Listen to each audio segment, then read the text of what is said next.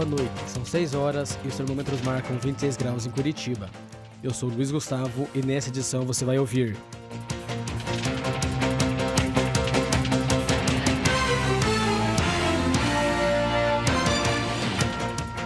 a chuva que atingiu Curitiba nesta quinta-feira deixou 6 áreas da cidade alagadas. Abuso sexual, um assunto que deve ser discutido. O que você faz para preservar a água? E mais, opinião, agenda cultural e previsão do tempo.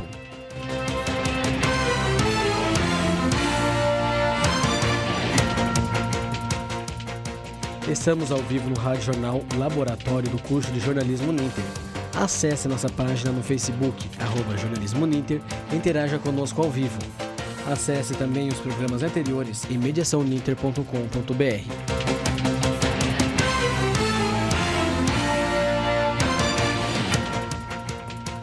Novamente, a chuva forte que caiu em Curitiba causou danos e estragos. Isso reforça a necessidade de investimento em obras públicas e em prevenção de catástrofes.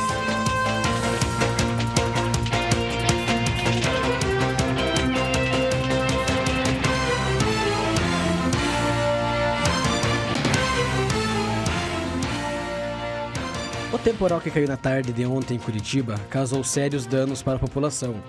Em cerca de 2 horas, caiu o equivalente à quantidade de chuva prevista para o mês de fevereiro inteiro.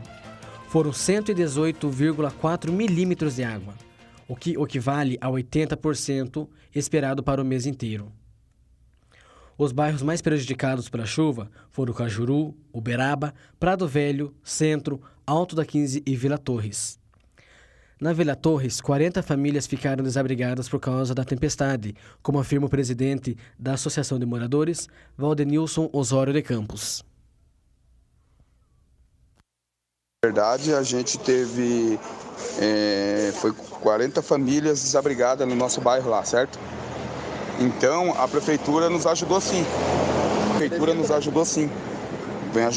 Veio ajudando, prestou socorro. Já no outro dia, bem cedinho, eles estavam ali fazendo limpeza. Fizeram algumas doações de cesta ali, né? Ajudou, foi bastante ajudado, assim, sabe? As famílias. Doaram roupa, colchão. E a gente também está pedindo doação aí, né? Que é muita família que perderam suas roupas, perderam móveis. Então, tá complicada a nossa situação aqui, né? E o alagamento aqui, bastante gente perdeu o carro também, né? Os carros, assim, foi totalmente perdido, sabe? E eu não sei nem como dizer. As chuvas após dias quentes em Curitiba são normais, por isso é importante ações de prevenção para que essas situações causem menos impactos negativos. Além da população, o meio ambiente também sofre com os estragos das chuvas. É o que afirma a bióloga Sueli Ota. Então, os principais impactos que essas enchentes aí ocasionam, né, é a perda de biodiversidade.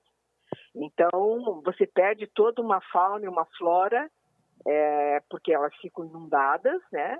E com isso você também vai perder toda uma cadeia de inter-relações entre as espécies. Então, acontece que quando você dá uma enchente, se a enchente for forte e se isso for estiver mais tempo, né, ficar mais tempo inundado, isso vai prejudicar muito todo o sistema natural. Ota explica como obras de parques lineares e outras ações do poder público podem ajudar a evitar todas essas tragédias, principalmente nas áreas mais pobres.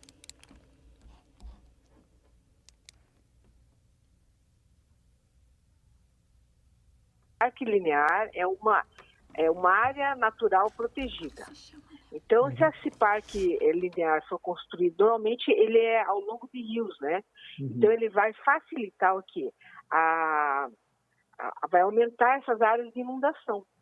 Então, se é uma área ao longo de rios protegidas com vegetação, né, nesses barrancos, significa que ao levantar a água, né, levanta a água, aquele barranco vai estar protegido por plantas, certo?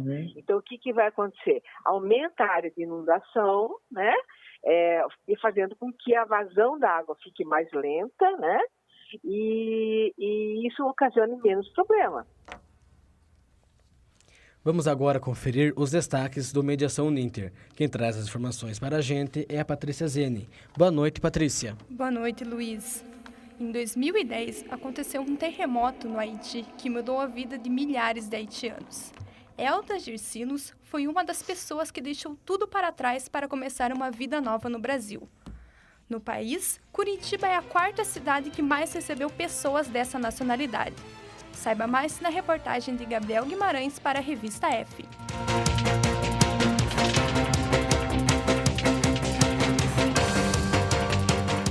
Quem acha que a digitalização e as novas tecnologias iriam acabar com o mercado de livros impressos está muito enganado. Muitos amantes do livro ainda preferem ter o contato com os impressos. Uma editora de Curitiba aproveita essa oportunidade para inovar com os livros artesanais. Saiba mais na matéria de Gabriel Mafra na revista Entre Verbos.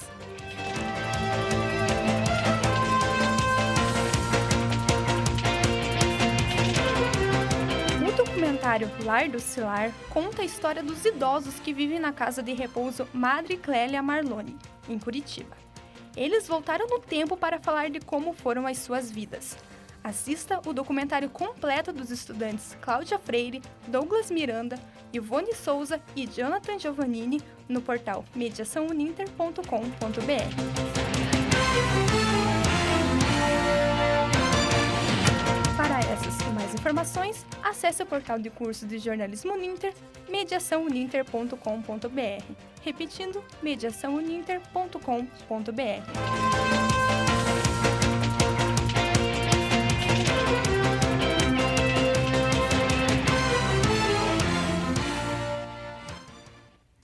O abuso sexual infantil é um assunto delicado, mas que deve ser discutido.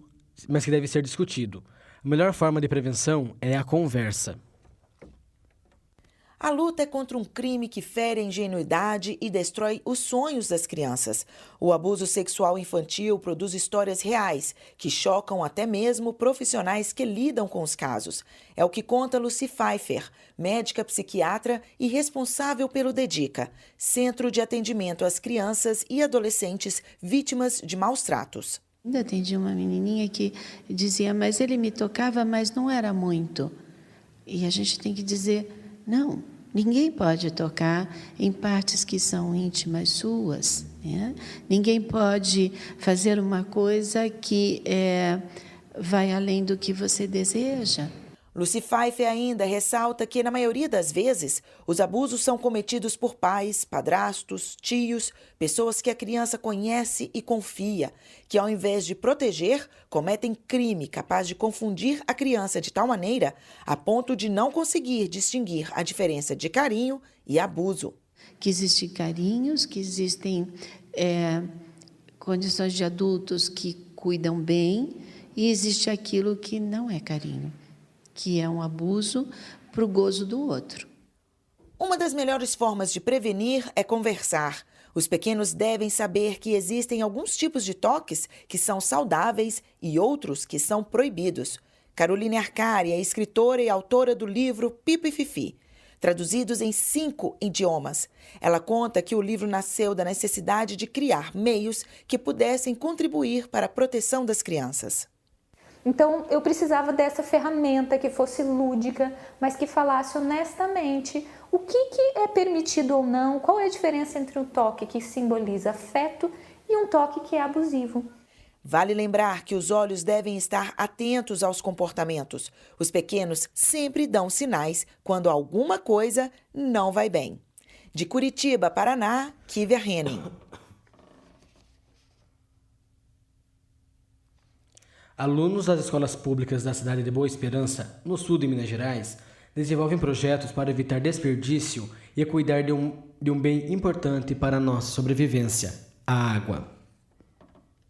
12% da água doce do planeta está aqui no Brasil, mas existe a preocupação de que no futuro esta água venha a faltar. Pensando nisso, a Secretaria Municipal de Educação de Boa Esperança, no sul de Minas, desenvolve várias atividades com os alunos da rede pública, sempre mostrando a importância da preservação deste recurso. O secretário de Educação, Pedro Coimbra, explica mais sobre este projeto. Nós fomos trabalhando exatamente toda a questão envolvendo a água no mundo, as formas de captação, no caso aqui de Boa Esperança, as formas de tratamento nas escolas ao longo desses meses. De acordo com Pedro Coimbra, estes alunos estão desenvolvendo um jornal juntamente com o SAAI, Serviço Autônomo de Água e Esgoto, que mostra as várias maneiras de preservar e recuperar este líquido tão precioso. O que é mais importante, esse jornal, ao final do trabalho, vai ser entregue para o aluno, entregar aos pais e o aluno mesmo, começando desde o prédio 4 até o 9º ano, o ensino fundamental 1 e 2, inclusive das creches, em que esses alunos vão entregar esse jornal em forma de conscientização. E nós acreditamos nessa nova geração que com certeza vai tratar essa água com muito carinho e que vai realmente usar com responsabilidade. A gente tem que fazer isso em termos de educação. Periodicamente, os alunos saem às ruas da cidade para entregar aos motoristas uma cartilha que ensina como economizar e preservar o meio ambiente. Theo Nogueira é aluno da 7ª série e fala desta blitz educativa. A gente está fazendo isso para poder conscientizar todo mundo sobre o meio ambiente, né? Porque o mundo sem o meio ambiente não existiria. Então a gente está fazendo isso por motivos de conscientização mesmo. Boa Esperança é privilegiada, pois possui um lago formado pela represa de Furnas, com extensão de aproximadamente 8 km². E o prefeito municipal Ideraldo Henrique chama a atenção para a preservação. Nós temos um grande patrimônio que é o Lago dos Encantos, temos que protegê-lo, temos que ajudar a preservar a nossa água, precisamos da população entender e colaborar conosco. O secretário de Educação, Pedro Coimbra, faz questão de investir na educação ambiental das crianças e adolescentes, pois o futuro depende deles. Cada vez mais educar esses jovens, porque infelizmente está faltando muita água, inclusive aqui em Boa Esperança, na zona rural. Você já vê fazendeiros aí buscando água em locais distantes, justamente por essa questão do desmatamento e essa questão da falta de água. Então, esse projeto de chamar atenção para esse bem tão precioso que é a questão da água. Silvano Damaso para Uninter informa. O quadro Opinião de hoje trata de um assunto polêmico que cedo ou tarde afetará a vida de praticamente todos os brasileiros: a reforma da Previdência. Quem fala sobre isso com a gente é o repórter Gabriel Mafra. Boa noite, Luiz. Antes só da opinião aqui, a gente queria deixar registrado alguns abraços aqui. Primeiramente, para o nosso ouvinte mais ativo dos últimos tempos, o grande Irapô de Oliveira, nosso colega aí do EAD. Se ele quiser também vir fazer uma visita para a gente, participar do programa ao vivo, está convidado para a próxima sexta, ou qualquer sexta que ele quiser, a gente vai estar aqui. Abraço também para o Marcelo, que está acompanhando a gente aqui na live, e para o nosso ex-colega de Uninter Informa, ex-integrante Alisson Moura. Faz muita falta aí para a gente, mas agora ele já é um jornalista formado. O presidente Jair Bolsonaro apresentou nessa semana, na quarta-feira, ao presidente da Câmara dos Deputados, Rodrigo Maia, o texto da nova PEC para a reforma da Previdência. A proposta prevê alterações que impactam principalmente a classe trabalhadora. A idade mínima para se aposentar, que atualmente é de 60 anos para as mulheres e de 65 para os homens, passaria a ser de 62 anos para mulheres e os mesmos 65 para os homens, com um tempo mínimo de contribuição de 20 anos, 5 a mais do que atualmente. A aposentadoria por tempo de contribuição também não existirá. Hoje, as mulheres podem contribuir por 30 anos e os homens por 35 anos para aposentar-se, mesmo sem terem a idade mínima. Com a reforma, será necessário cumprir os 2 pré-requisitos básicos: o tempo de contribuição aliado com a idade mínima. Além, é claro, de algumas particularidades do texto, Como no caso dos professores, que podem se aposentar com 25 anos de contribuição, no caso das mulheres, e 30 para os homens. Com o novo texto, passa a ser instituída a idade mínima de 60 anos para os professores se aposentarem. A reforma visa diminuir o roubo bilionário da Previdência, mas as medidas prejudicam a grande maioria dos profissionais. A questão, então, é: a reforma beneficia quem? Qual grupo terá mais dificuldades para conseguir o benefício da aposentadoria? A resposta é simples: é o trabalhador. Uma das maiores torneiras da Previdência é a aposentadoria dos militares, de suas filhas e viúvas. Os valores dos benefícios são muito mais altos do que qualquer aposentadoria comum, né? Aquela que a gente conhece. Mas, é claro, a categoria não foi incluída nessa reforma. O governo tem até 30 dias para apresentar uma reforma exclusiva para os militares. Mas não é plausível hoje pensar em uma reforma tão drástica para os militares quanto a que está sendo proposta agora. Também tivemos uma entrevista de Rodrigo Maia, presidente da Câmara, à Globo News, onde ele afirmou que, abre aspas, qualquer um tem condição de trabalhar até 80 ou 75 anos, fecha aspas. Tem mesmo, Maia? A afirmação dele demonstra o total despreparo e a falta de zelo de quem escreveu essa proposta para com os idosos do país. E ainda reforça outro ponto. Essa reforma não visa a qualidade de vida dos nossos idosos, que passam a ser vistos apenas como um custo para o governo, ao invés de cidadãos que precisam de dignidade quando chegam na parte final de suas vidas. Além de não valorizar os idosos, o texto vai dificultar, e muito, o acesso da aposentadoria da próxima geração. E você, o que acha sobre a reforma da Previdência? Obrigado, Gabriel. Só uma coisinha. 80 anos, todo mundo consegue, né? Na cabeça dele. Os pneus não têm tempo determinado para decomposição. A cidade de Altamira, no Pará, criou uma alternativa para que a natureza não receba esse tipo de lixo.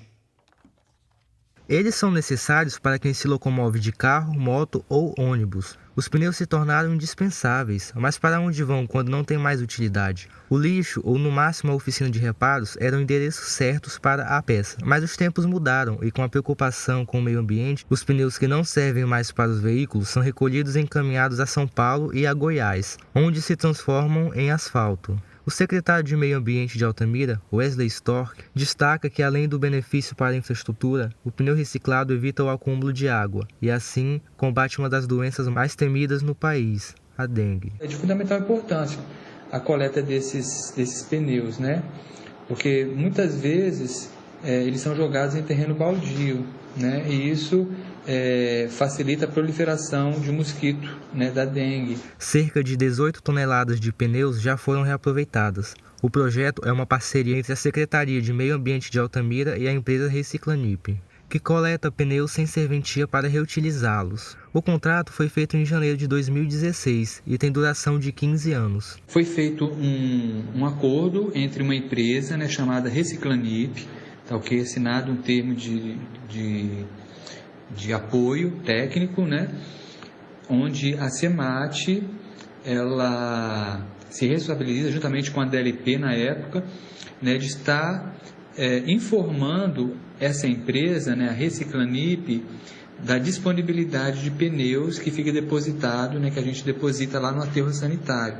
Reaproveitado vira produto de valor, mas descartado no meio ambiente, os impactos são incalculáveis. O tempo de decomposição do pneu é indeterminado. Paulo Pereira, gerente de uma das borracharias que cedem os pneus para a reciclagem, sabe bem disso. Isso aí não apodrece, isso aí fica enterrado embaixo de um entulho aí, 200 anos, o dia que tirar ele está do mesmo jeito. Tem a fabricação de asfalto que precisa disso aí. A parceria da prefeitura com a empresa de reciclagem funciona assim. O pneu sem uso segue para o aterro sanitário da cidade e quando há quantidade suficiente para encher um caminhão, a Reciclanip é acionada. Além de asfalto, o pneu também pode ser transformado em solas de sapato. Igor Queiroz, para a Uninter, informa. Vamos conferir agora as atrações da agenda cultural para o final de semana, com Ilana Zazi. Boa noite, Ilana. Boa noite, Luiz. A Praça do Circo Parque Barigui está com o espetáculo mais tradicional de Curitiba, o Zanquetini. Os ingressos custam entre R$10 e R$20. A indicação é livre. Hoje a apresentação começa às 8h30. Amanhã e domingo os horários são às 5 e 8h30.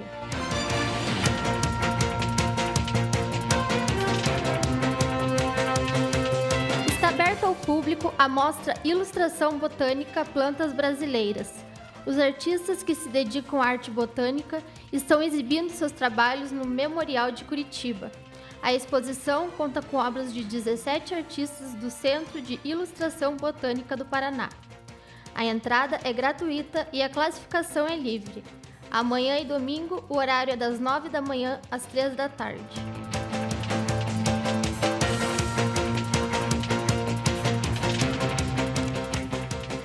Praça do Circo Parque Náutico, no Boqueirão, está com a apresentação do Rony Espetacular Circus. Os ingressos vão de R$ 10 a R$ 40 e a classificação é livre. Hoje, a apresentação é às 8h30 da noite.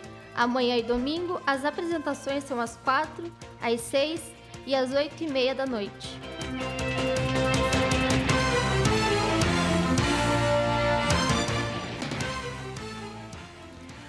Vamos para a previsão do tempo. A previsão do tempo para sábado em Curitiba é de calor. A máxima chega a 28 graus com mínima de 17. Pancadas de chuva podem ser esperadas para a parte da tarde. No domingo, a máxima permanece a mesma, com a mínima em 21 graus. A probabilidade de chuva na capital paranaense é de 45%. No litoral, no sábado, a mínima é de 21 graus, com a máxima de 33. Já no domingo, a mínima é de 18, com máxima de 31 graus. As informações são do CIMEPAR.